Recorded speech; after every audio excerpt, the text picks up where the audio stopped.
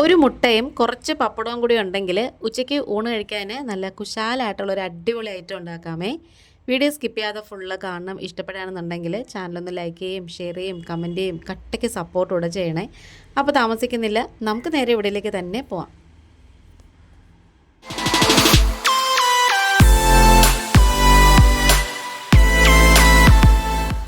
അപ്പോൾ ഈ ഒരു ഐറ്റം ഉണ്ടാക്കാനായിട്ട് ഞാൻ ഒരു മുട്ടയാണ് എടുത്തിട്ടുള്ളത്.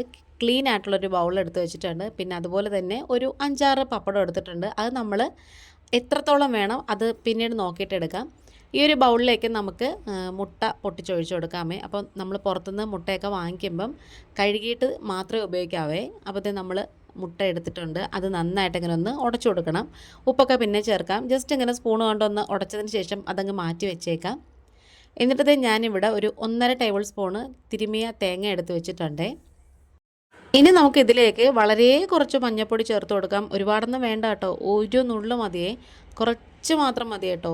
എന്നിട്ട് നമുക്ക് എരിവിന് വേണ്ടിയിട്ട്, ഇതിപ്പം പിരിയൻ മുളകല്ല, പാണ്ടിമുളകാണ്, എരിവുള്ള മുളകാണ്. അത് ഏകദേശം ഒരു 1/2 ടീസ്പൂൺ ചേർത്ത് കൊടുത്തിട്ടുണ്ട്.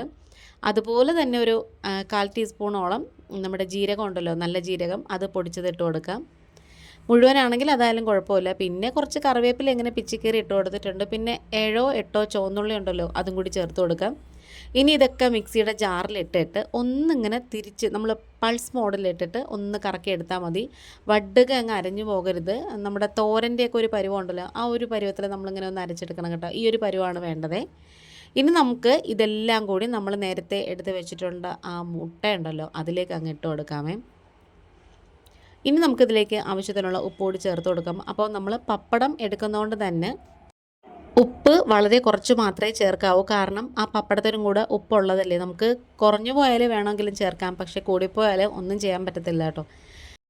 ഇനിയാണ് ഇതിൻ്റെ മെയിൻ പരിപാടി തുടങ്ങാൻ പോകുന്നത്. ഒരു പപ്പടം എടുക്കുക, അതിലേക്ക് നമുക്കിതേപോലെ ഒരു സ്പൂണ് മുട്ടയുടെ കൂട്ട് വെച്ച് കൊടുക്കുക. എന്നിട്ട് ഇങ്ങനെ മടക്കിയിട്ട് നേരെ അങ്ങ് എണ്ണയ്ക്കകത്ത് ഇട്ട് കൊടുക്കാമേ. അപ്പം ഈ ഒരു ഐറ്റത്തിന് വെളിച്ചെണ്ണയാണ് കേട്ടോ നല്ലത്. ഇരുമ്പ് ചട്ടി ചൂടാക്കാൻ വെച്ചിട്ട് കുറച്ച് വെളിച്ചെണ്ണ ഒഴിച്ച് വെച്ചിട്ടുണ്ട്.